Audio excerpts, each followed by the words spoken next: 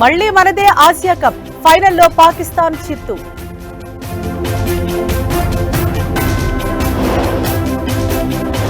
తొమ్మిదవసారి Asia cup ను ముద్దాడిన భారత్ ఫైనల్లో 5 వికెట్ల తేడాతో గ్రాండ్ విక్టరీ. ఫైనల్లో ఇండియాను గెలిపించిన తెలుగు కుర్రాడు వికెట్లు పడుతున్నా నిలబడ్డ తిలక్ వర్మ.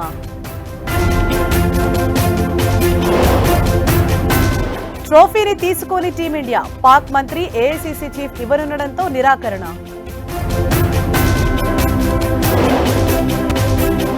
భారత్ గెలవటంతో దేశవ్యాప్తంగా సంబరాలు. టీమిండియాకు ప్రముఖుల శుభాకాంక్షలు. చెరువులను కబ్జా చేస్తే తాట తీస్తాం. బతుకమ్మ కుంటను జాతికి అంకితం చేసిన సీఎం. నేడు ఫిరాయింపు ఎమ్మెల్యేల విచారణ. మొబైల్ ఫోన్లు, ఆడియో డివైసులకు నో పర్మిషన్.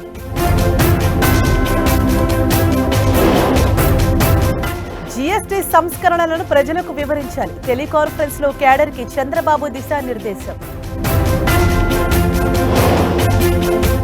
కరూరు తొక్కిసలాటలో 40కి చేరిన మృతుల సంఖ్య. టీవీకే కుట్రకోణం పిటిషన్పై ఇవాళ హైకోర్టులో విచారణ. ఇంద్రకీలాద్రికి పోటెత్తిన భక్తులు. అర్ధరాత్రి నుంచే క్యూ లైన్ లో బారులు.